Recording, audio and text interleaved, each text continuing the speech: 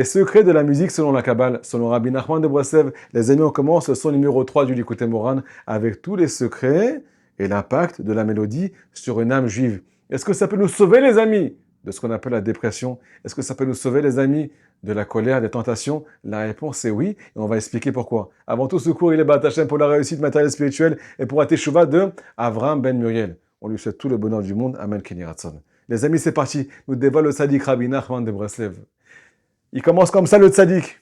La mélodie peut reconstruire la royauté qui est à l'intérieur de toi. Qu'est-ce que ça veut dire? Ça veut dire que tu es le fils du roi. Ça veut dire que tu es la fille du roi, tu es une princesse. Et que le roi, il attend une seule chose, c'est retrouver ta prière. C'est entendre ta Hilbot des doutes. Peu importe si tu es tombé, peu importe qui tu es. Qui que tu sois, le roi, il te veut. Sauf que quoi, tu as oublié que tu es une princesse. Tu as oublié que tu es un prince. Comment tu vas retrouver cette perception, cette connexion-là? Nous dévoile Rabbi Nachman. La musique peut reconstruire la royauté de sainteté qui est à l'intérieur de toi. Et chasser le mauvais roi qui s'appelle Yetzer Hara, qui veut te tirer vers le bas. Comment ça se passe? Écoutez ce qu'on appelle une mélodie qui est cachée, les amis, d'un chanteur qui a des bonnes intentions, qui veut rapprocher le peuple d'Israël de son créateur. Le dévoile Rabbi Nachman, c'est une grande aide pour retrouver la connexion. Je vous dis la vérité, les amis, quand j'ai fait Hilbot des doutes, je mets 2 petites oreillettes et je mets ce qu'on appelle un petit nigoun. Une mélodie sans parole. Et je ne vous raconte pas des fois la connexion qu'on peut avoir. Des fois, je me dis, mais dans quel monde j'étais? On est parti à Botaï de tous nos problèmes. On a quitté toute la tristesse qu'il y avait à l'intérieur. On a quitté toutes nos fautes. On s'est connecté à un endroit complètement différent. Pourquoi, les amis? Nous devons Rabbi Nathan de Breslev dans l'écouter à la route. La musique peut réunir 2 contraires. Nous, notre corps à Botaï, il veut pas Hachem. Il veut les tentations. Il veut ce monde. Il veut complètement autre chose. Mais notre âme, elle veut que Hachem. Et on le ressent à l'intérieur, les languissements à Botaï, ce qu'on appelle les remords après la faute, et tout ce qu'il y a autour de ce monde. La contradiction. D'un côté, papa, je t'aime. D'un côté, papa, je suis attiré par le mal. Nous dévoile Rabbi Nathan. La musique peut ce qu'on appelle relier 2 contraires. Même si tu es tombé au plus bas, tu peux te recoller à Kadosh Baruch Hu. Où on apprend ça, les amis. Preuve dans la Torah. Léa, c'est la femme de Yaakov. Là, elle a enfanté Lévi. Lévi, c'est les Lévim qui chantent au Beth Amikdash.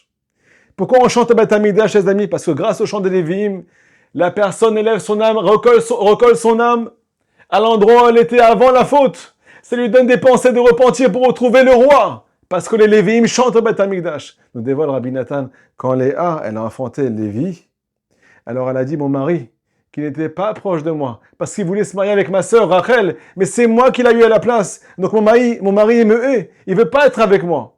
Maintenant que Lévi est né, est venu au monde, mon mari, qui est loin de moi, va se rapprocher de moi. Donc là, on dit Rabbi Nathan, la musique peut, ce qu'on appelle, lier 2 contraires. On peut voir, les amis, aujourd'hui, sur une scène, dans un concert, qu'un chanteur religieux va chanter avec un chanteur qui n'est pas religieux.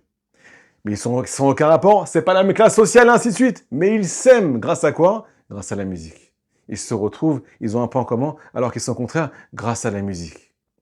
Deuxièmement, on peut voir des gens qui sont assis par terre, les amis. On ne se connaît pas, on est 20 personnes. Personne ne se connaît. Mais s'il y a ce qu'on appelle un petit nigoun, une petite mélodie qui est lancée, alors tout le monde se rapproche, on chante tous ensemble pour la même chose. Et toutes les âmes s'élèvent au même endroit. Pourquoi la musique a un impact aussi fort, les amis? Nous dévoile Rabbi Nachman, sache que toute chose dans ce monde, elle a une source dans les mondes supérieurs. Et la musique, elle puise sa source de l'endroit où les prophètes puisent leurs prophéties. Est-ce que vous savez, les amis, que tous les prophètes, quand ils allaient mal, ils amenaient ce qu'on appelle un musicien devant eux. C'est le cas de Shaoul, le roi Shaoul, qui allait mal, qui avait un vent de folie à l'intérieur de lui. Pour sortir de ce vent de folie, on lui a ramené le roi David, avec ce qu'on appelle son kinnor, avec son instrument de musique. Et quand il a commencé sa mélodie, le mauvais esprit qu'il y avait dans le roi Shaoul l'a quitté. Il a retrouvé ce qu'on appelle sa neshama.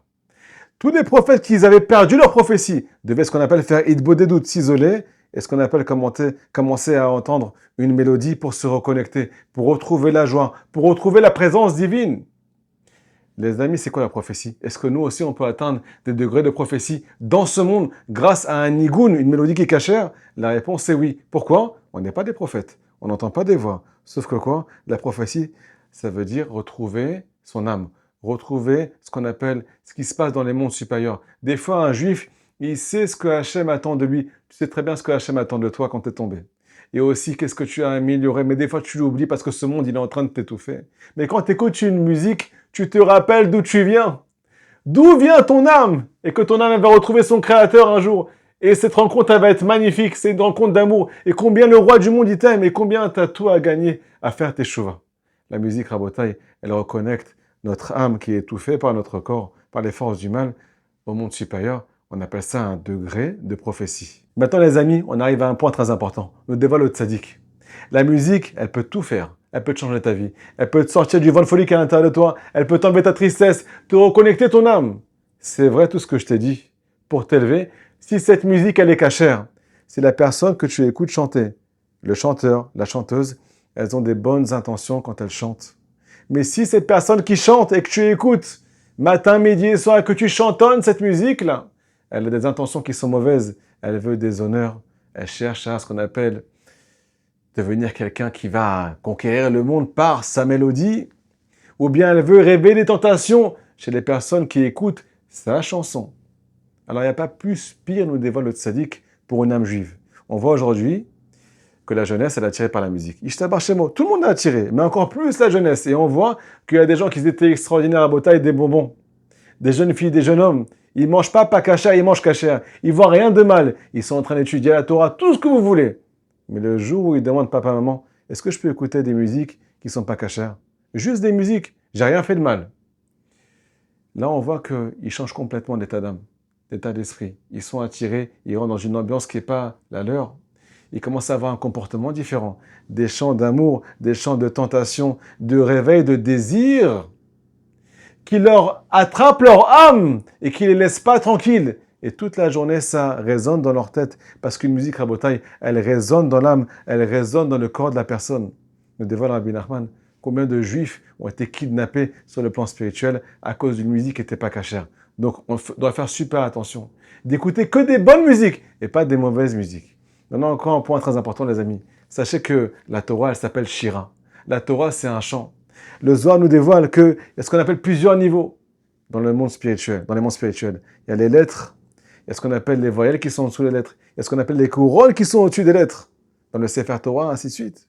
Il y a ce qu'on appelle le nigun, la mélodie, qui fait chanter les lettres. Quand on va lire la Torah, quand on va prier, quand on va faire Edbo des doutes.